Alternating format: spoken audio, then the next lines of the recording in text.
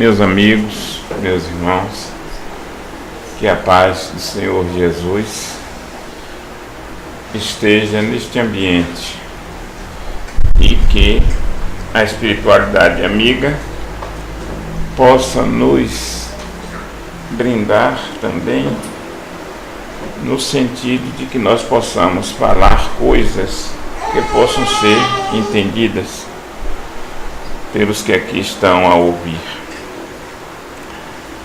Não resta dúvida para nós que o apostolado de Jesus, nos 3 anos em que ele aqui esteve na terra, foi feito por espíritos elevados. Segundo a resposta dos espíritos, o espírito mais elevado que passou aqui pela terra foi Jesus, que veio para nos ser o modelo e guia das nossas vidas. Mas observando a leitura evangélica, nós vemos que esses homens a quem Jesus chamava para ser os seus apóstolos eram também espíritos que já vieram no intuito de seguir Jesus e criar forças para que Jesus pudesse realmente dar conta do recado, que era muito difícil.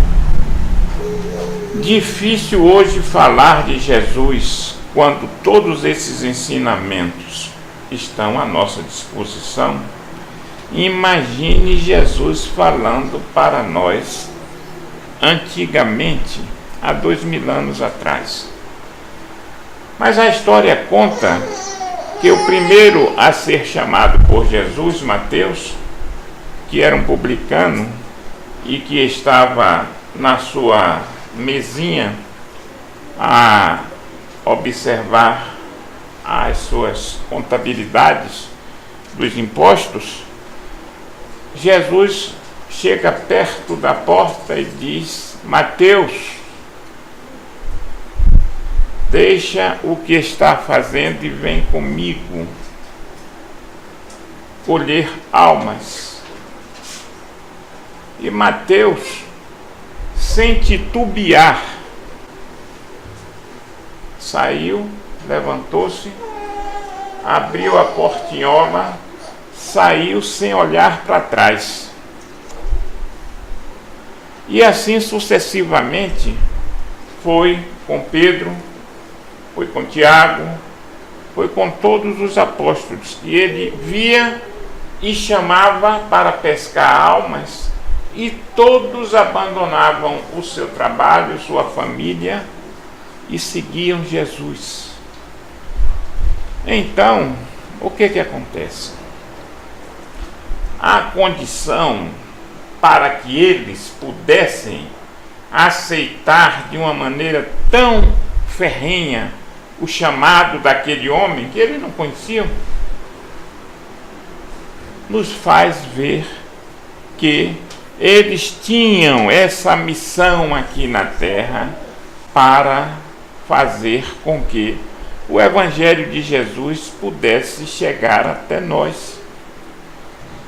E não é diferente. Estávamos conversando aqui com o nosso amigo Ailton. Não é diferente hoje em dia. Todas as pessoas que vêm para nos guiar, seja como presidente, seja como vereador, seja como prefeito, governador, eles são missionários. Eles vêm para realizar um trabalho. Mas o que acontece? Porque tanta falha que existe nessa condição daqueles que estão a nos dirigir. É porque são espíritos endividados, espíritos em evolução, que faz com que, naquela condição que ele veio, designado para fazer com que nós pudéssemos ter uma condição melhor de vida, a lembrança do seu passado delituoso volta e de repente eles falham. Mas é assim mesmo, não só são eles que falham, todos nós que estamos aqui na terra, neste grande hospital de Jesus, geralmente falhamos. Mas o ruim é que nós só vemos as falhas dos outros.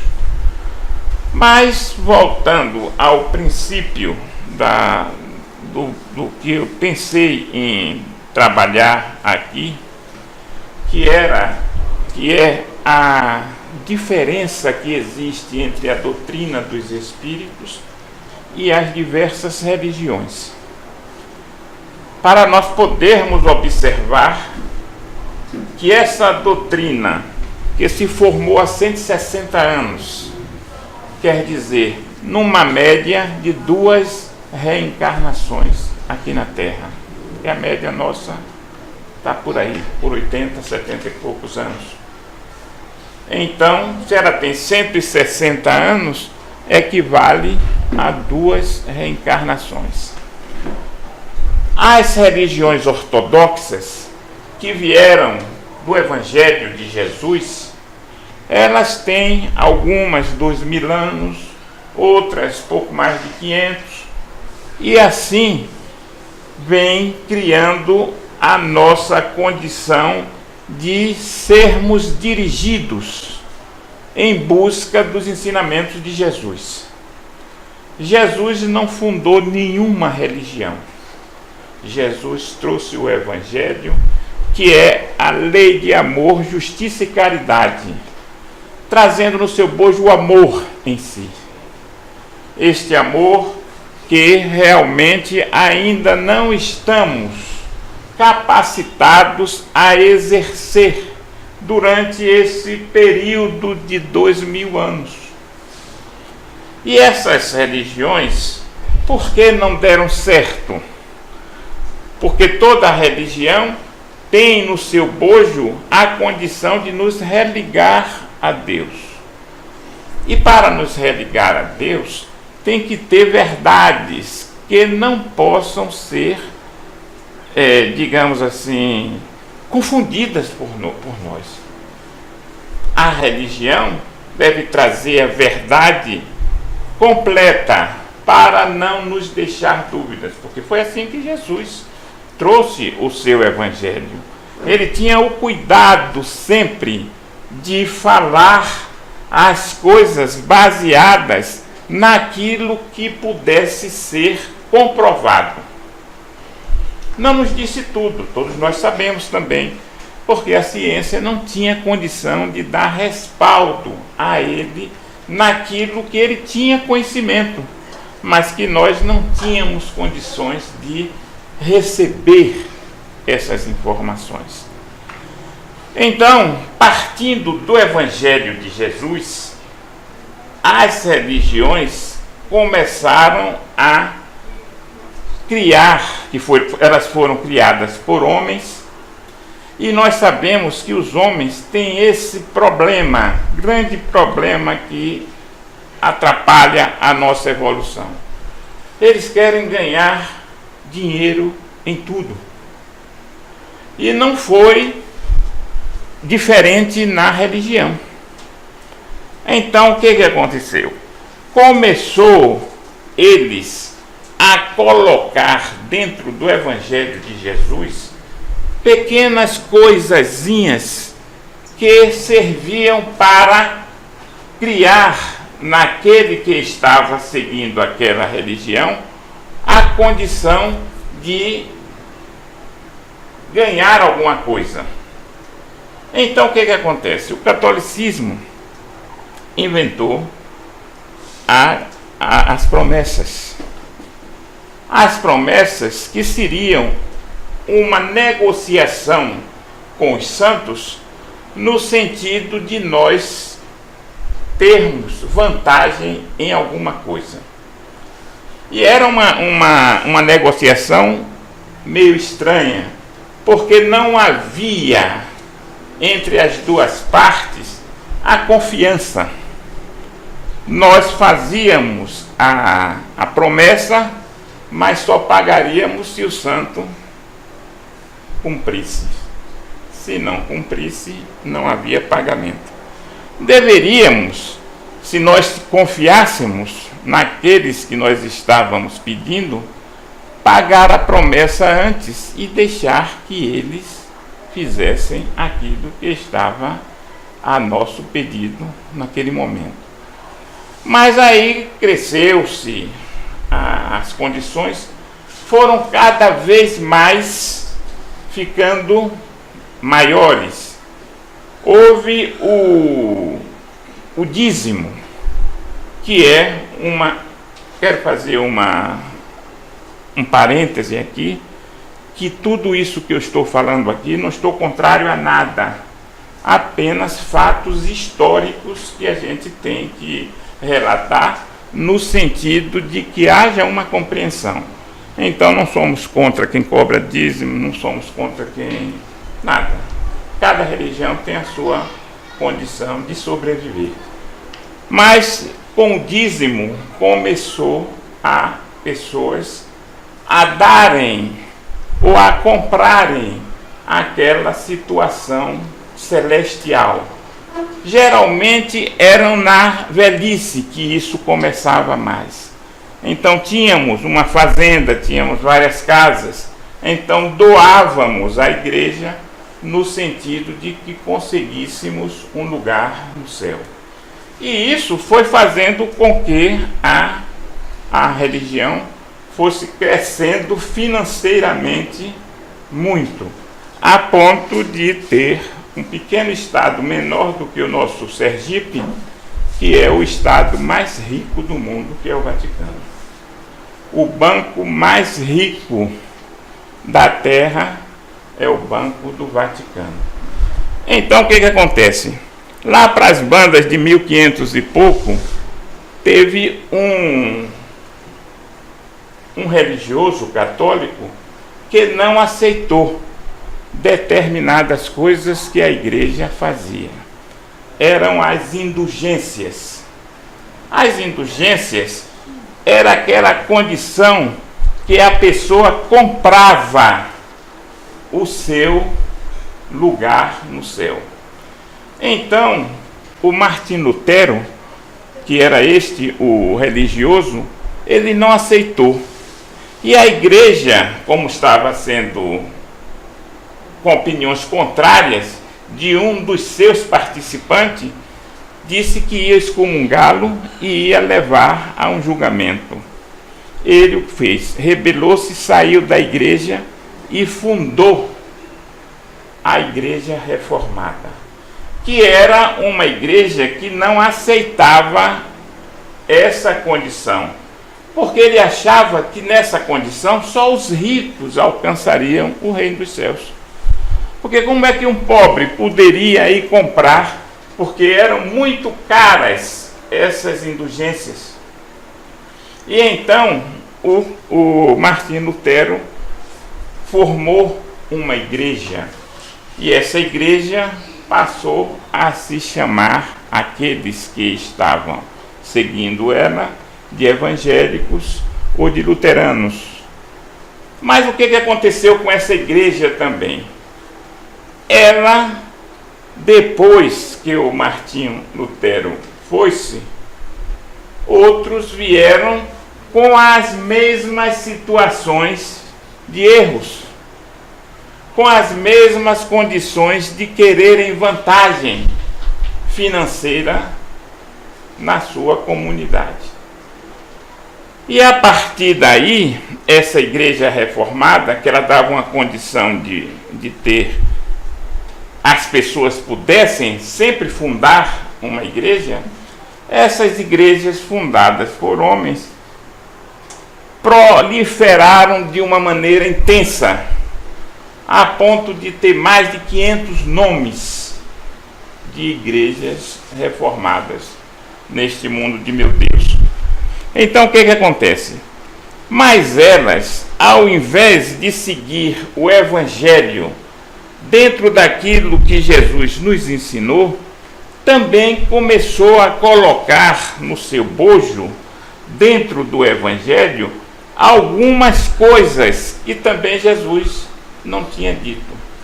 E para diferenciar da Igreja Católica, ele retirou também alguns pontos que o catolicismo fazia. Mas criou-se também a ambição pelo dinheiro. E o que acontece?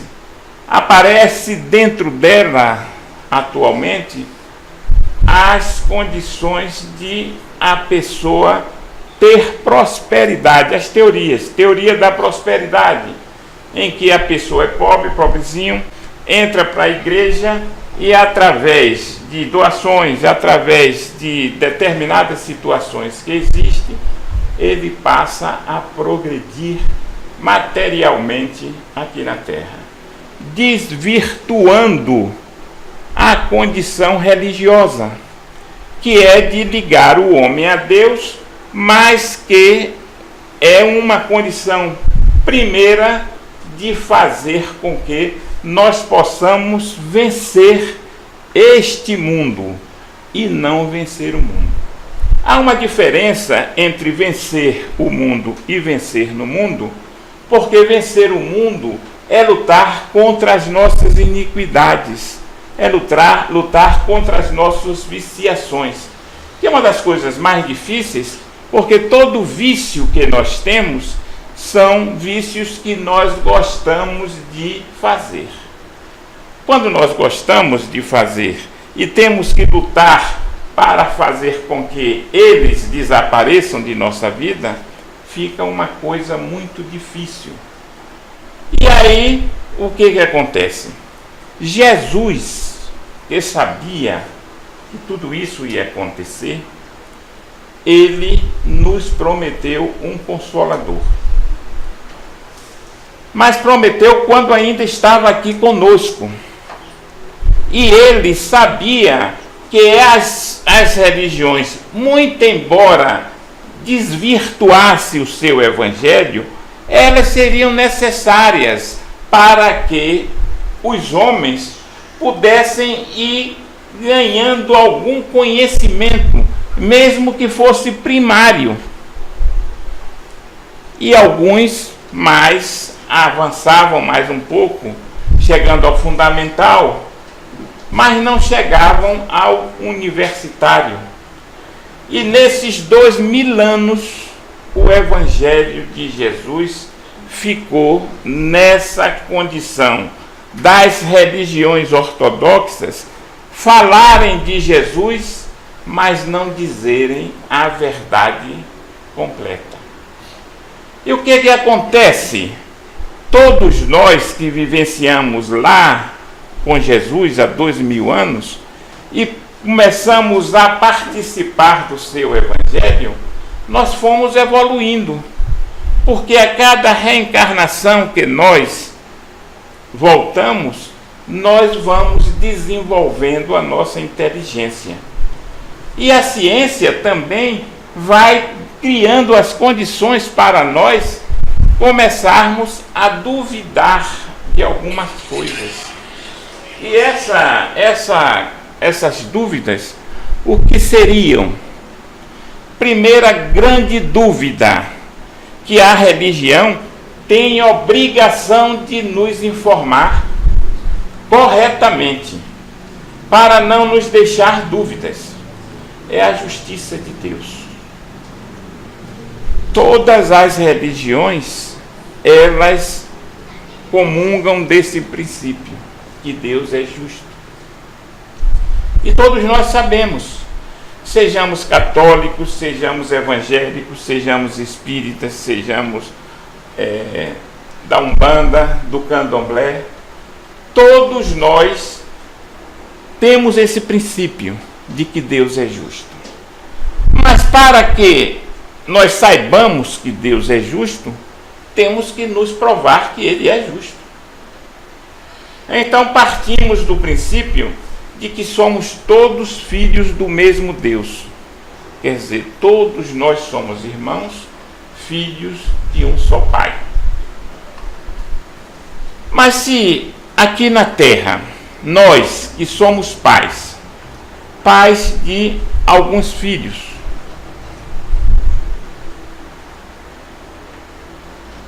começamos a enxergar que nós queremos para os nossos filhos a mesma coisa para um, a mesma coisa para outro.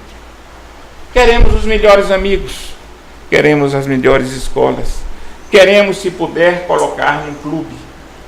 Queremos que eles todos cresçam, se desenvolvam e sejam pessoas capazes de enfrentar esta sociedade. Nós, espíritos em evolução,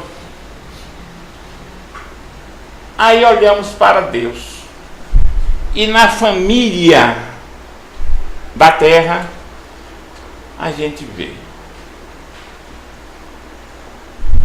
uns feios, uns aleijados, uns pobres de maré-de-si, outros que não trabalham nada e vivem abastardamente, uns que lutam para que todos possam ter a mesma condição e outros que lutam para que as coisas continuem do mesmo jeito.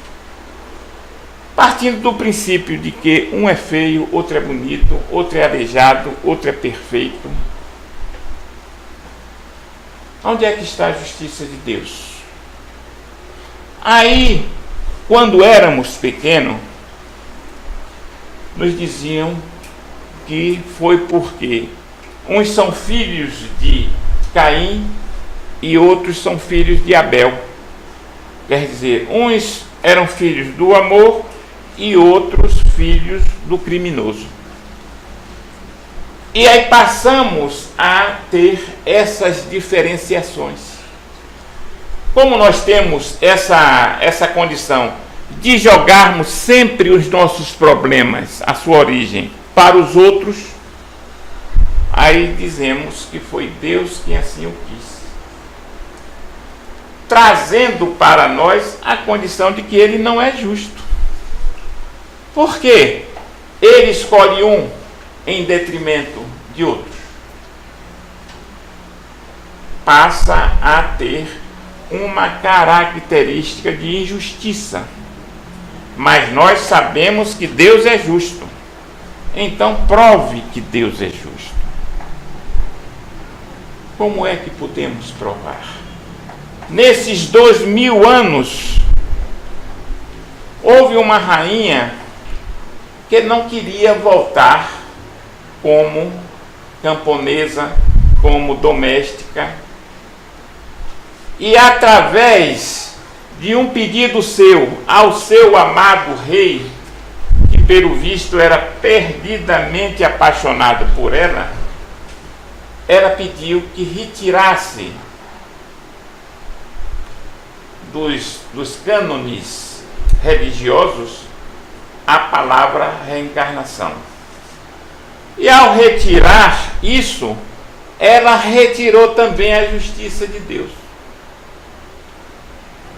Porque só tem uma condição para que nós possamos ver todas essas situações diferenciais que a gente observa no mundo através da reencarnação. Então, o que acontece? Todas essas religiões fundadas por homens, todas elas foram contaminadas pelo germe homem, que criou uma dificuldade enorme para fazer com que nós pudéssemos entender a justiça de Deus.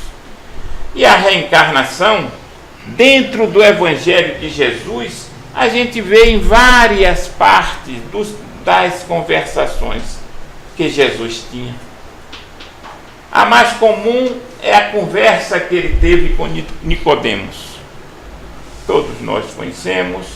Outra é quando ele nos diz, através de uma pergunta dos seus apóstolos: mestre, Mas dizem que quando tu vieste, o Elias tinha de vir. E aí Jesus disse: o Elias que tinha que vir já veio, e fizeram dele o que bem quiseram, dando a entender que ele estava falando de João Batista. Na conversa que ele teve com Elias, pode até chegar às conclusões que algumas religiões chegaram, que era o batismo, a água aspergida na cabeça da pessoa, fazendo com que houvesse o batismo. Tudo bem, mas na conversa que ele teve com os apóstolos, de dizer que João Batista era o Elias que estava por vir, não tem confusão aí. Aí é tranquilamente inteligível. Todos conheceram a mãe de João, o pai de João. Todos conheceram João pequeno, crescendo, tornando-se o Batista. Para que ele fosse o Elias, tinha que haver a reencarnação. Mas essas religiões, elas vão ter que se amoldar. Porque o Consolador, prometido por Jesus, ele chegou. Ele chegou há 160 anos. Como eu disse, num prazo que nós temos de mais ou menos 2 reencarnações. Vai chegar para diante? Vai. Vai crescer? Vai. Porque uma característica do Consolador que Jesus nos disse, que ficaria conosco o tempo todo. Se é o tempo todo, ele não tem um prazo para terminar. E como foi que este Consolador veio? Ele foi fundado por algum homem? Não. O Consolador veio através dos ensinamentos dos Espíritos. Uma pleiade de espíritos felizes, comandados pelo Espírito de verdade, veio até a Terra e começou a fazer diversos fenômenos em todo o planeta. Com base maior na França, que teve uma explosão muito grande dos fenômenos que dariam origem a esta doutrina. Então, um ser, um amigo, chegou para um outro e disse: companheiro, ali está tendo uns fenômenos muito interessantes. Este homem era magnetizador. Ele estudava o magnetismo.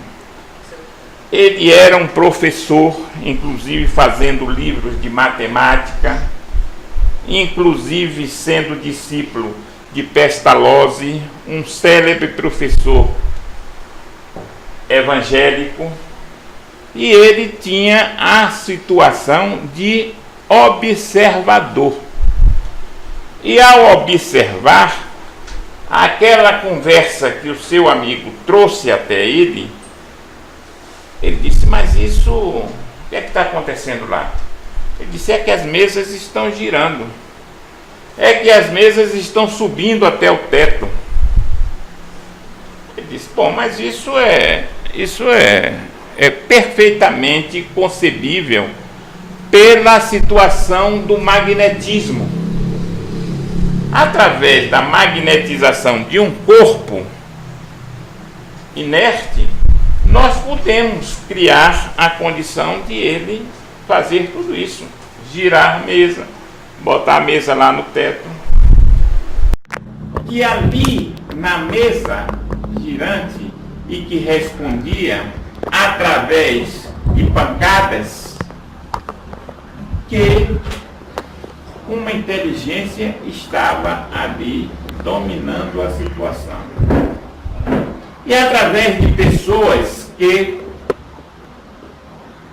se manifestavam, ele teve a informação de que essas respostas vinham de pessoas que já tinham vivido aqui na Terra, que morreram, mas a sua essência, espírito, passou para o outro lado da Terra e estava a vir fazer aquelas manifestações. E hoje, até hoje, muitos dos que procuram a doutrina espírita procuram os fenômenos, tanto que quando acontece algum desses fenômenos próximo à nossa casa, é uma procissão que se forma para poder ver esses fatos. Hoje em dia, a doutrina não precisa mais desses fenômenos, porque já passou a fase do fenômeno. Agora é a fase do estudo. E este cidadão, Allan Kardec, ele começou nas suas pesquisas a fazer perguntas aos espíritos. Não mais às mesas, mas às pessoas a quem ele definiu como médium, que seriam aquelas pessoas que tinham a capacidade de entrar em contato com os seres mortos. Então, através desses médiuns, ele começou a perguntar e arquivar aquelas perguntas. Mas ele não fazia uma pergunta só aqui, no lugar que ele morava. Ele mandava esta mesma pergunta para vários lugares do mundo onde os fenômenos estavam espocando, onde os fenômenos estavam aparecendo de uma maneira muito forte. E as respostas, quando vinham as mesmas respostas em todos os lugares, para dar a ele a condição de saber que existia uma verdade ali. Porque se viessem respostas diferentes, a coisa ficava meio duvidosa. Mas não, vinham respostas semelhantes. E ele começou a compilar essas respostas, dando origem a um livro. O primeiro livro da doutrina dos espíritos.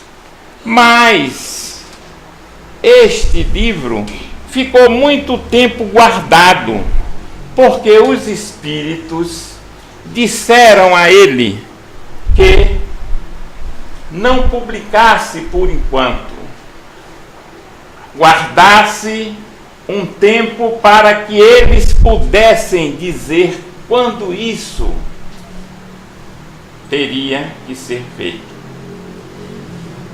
E dizia: esta obra é nossa,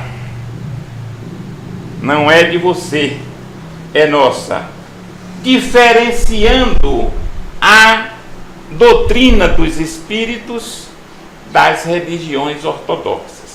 Enquanto as religiões eram criadas por homens, a doutrina dos espíritos foi criada pelos espíritos. E ele disse: daremos a você o momento em que você possa publicar.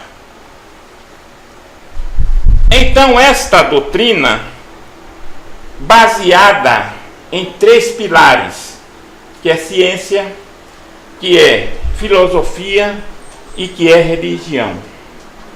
Esses três pilares criam uma força que englobam todos os segmentos que nós temos para o diálogo, a pesquisa e a religião.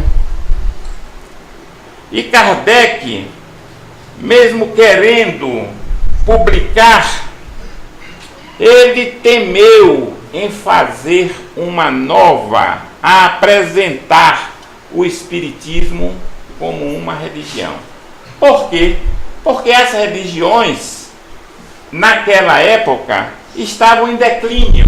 Ninguém estava mais acreditando. Porque elas estavam sem a informação contida, sem a informação que pudesse ser comprovada pela ciência. E toda resposta religiosa tem que ter um fundo científico. Por quê? Porque ambas provêm de Deus. Não pode uma dizer uma coisa aqui e a outra, digamos, a religião diz uma coisa aqui e a ciência diz outra aqui. Não pode. Tem um erro. E o erro ou é do religioso ou é do cientista. Porque as duas devem informar a mesma coisa. Porque Deus não iria dar uma resposta positiva em uma e negativa em outra. Mas como estava em declínio a religião, Allan Kardec mostrou ao mundo uma nova ciência, a ciência dos espíritos, que dava a condição de explicar determinados fenômenos. Naquele tempo era muito difícil, porque era o começo. Hoje em dia, a gente explicar a reencarnação é muito fácil. Basta fazer uma terapia de vidas passadas. O psicólogo especialista no assunto, ele faz com que o seu paciente, adormecido através do magnetismo, ele vá voltando os tempos da sua vida atual, chegando à infância. E se ele tiver condições, ele vai fazendo com que este espírito vá retornando mais até adentrar ao útero materno, em que ele fica na posição de feto e pode ainda voltar mais quando ele salta do útero para uma nova vida atrás. Para observar, isso é muito feito nas pessoas que têm, digamos assim, medos terríveis e não sabem como ser curado, o porquê desses medos, ou alguma situação inexplicável pela ciência aqui da Terra, a ciência médica. Então, se faz isso para fazer com que se possa retirar da sua memória aquelas condições que o tornam um dependente daquelas dores, daqueles medos, daquelas situações. Se faz. Então, isso prova corriqueiramente nos consultórios psicológicos e psiquiátricos, mostrando-nos por A mais B que nós reencarnamos. E essa situação da reencarnação, que traz no seu bojo a doutrina dos espíritos, ela nos mostra a justiça de Deus. Porque agora sim, nós temos a condição de saber o porquê nós voltamos cegos, o porquê nós voltamos surdos, o porquê nós voltamos aleijados, por uma situação em que nós usamos de uma maneira errada os nossos sentidos, da maneira como nós escandalizamos durante a nossa vida. E nós sabemos que os escândalos são necessários, mas ai daqueles por onde venham os escândalos. Por quê? Porque os escândalos vindo nós fazemos com que uma condição nossa, contrária à lei de Deus, está sendo executada. E todas as vezes que nós infringimos a lei de Deus, nós temos que ressarcir. Então, se nós usamos a nossa mão para praticar, digamos, um aborto, vários abortos, vivemos fazendo aborto, o que vai acontecer? Nós vamos chegar do outro lado da vida endividado, mas com uma condição de poder consertar aquele erro que nós fizemos. Então não é Deus que vai chegar para mim e dizer: olha, você vai nascer sem mão para que você não possa fazer mais aborto. Poderia ser assim? Poderia. Mas o que aconteceria? Nós perderíamos uma condição natural que Deus nos deu, que é o livre-arbítrio. Então, Deus não volta atrás nas suas leis. Então, quando nós voltamos sem a mão, não é porque Deus exigiu que nós assim viéssemos. É que nós mesmos, na nossa condição de pedir ao Pai que a oportunidade que Ele está nos dando, nós não tenhamos condições de recair nesses erros. E aí vem a primeira parte que eu falei, de que nós viemos para aqui com determinadas missões, mas às vezes falhamos. Por quê? Porque no nosso espírito ainda está entranhado os erros que nós fizemos. E temos que ressarcir para poder consertar. Mas nesse íntere, a gente cai de novo. Porque o envolvimento do nosso espírito com as condições que nós estamos nessa existência, cria as condições para que nós caiamos.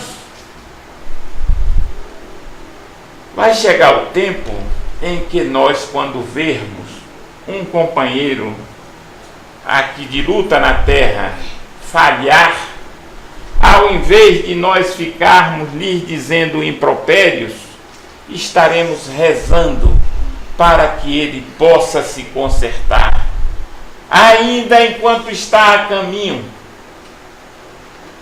Por enquanto não, por enquanto os impropérios são muitos e as divergências de opiniões maiores ainda. Mas o que acontece? Quando nós voltamos sem o braço ou sem a mão, somos nós mesmos que pedimos, e Deus, na sua bondade, nos dá a condição de voltarmos aleijados, sem um braço, ou sem uma visão, ou sem a audição, ou sem a fala, dependendo dos sentidos que nós erramos muito. Então o que acontece? Essa situação da doutrina dos espíritos vir como ciência é para que nós possamos criar em nós a força da certeza de que aquilo que está ocorrendo tem um respaldo científico.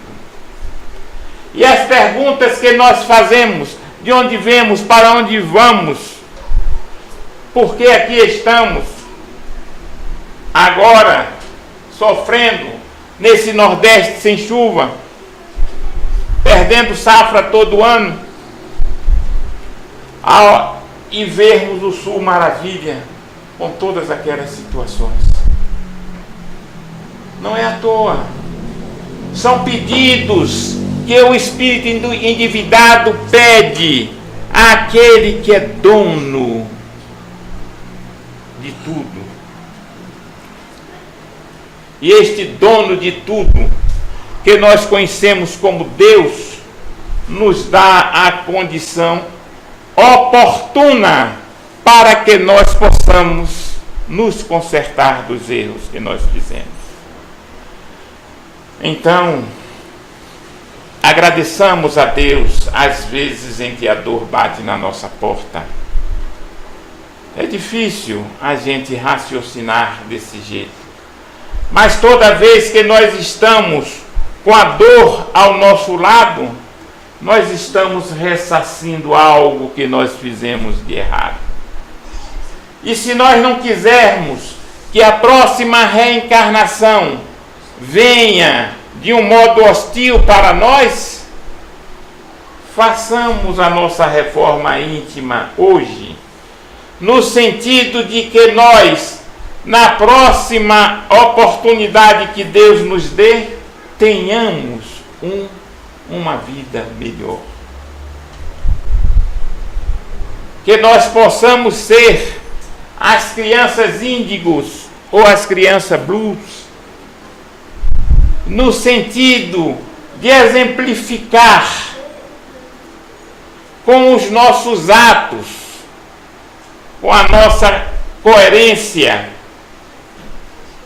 no sentido de que com estes exemplos possamos fazer com que a Terra possa ser transformada de planeta de expiação e provas a mundo de regeneração. E isso, quem vai nos levar até a regeneração é a doutrina dos Espíritos, o Consolador prometido por Jesus, que veio até nós através do Espírito de verdade. E quem é o Espírito de verdade? O próprio Jesus, que veio, não podendo se dizer Jesus de novo, porque se fosse dito Jesus, aí dizia, esse Jesus eu já conheço, esse evangelho dele, é como está aí, é tudo do mesmo jeito, 2000 anos se passou, é como nós estamos. Então Jesus volta com o nome de Espírito de verdade, para pescar de novo o seu evangelho como ele nos deu. E é a doutrina dos Espíritos que traz essa condição de nos mostrar o evangelho de Jesus redivivo, para que nós, provavelmente, em 2000 anos, possamos chegar a um mundo de regeneração, aonde o amor estará numa condição melhor, maior, fazendo deste mundo um mundo feliz, que é o propósito de todos nós que comungamos dessa doutrina. Que a paz do Senhor continue conosco.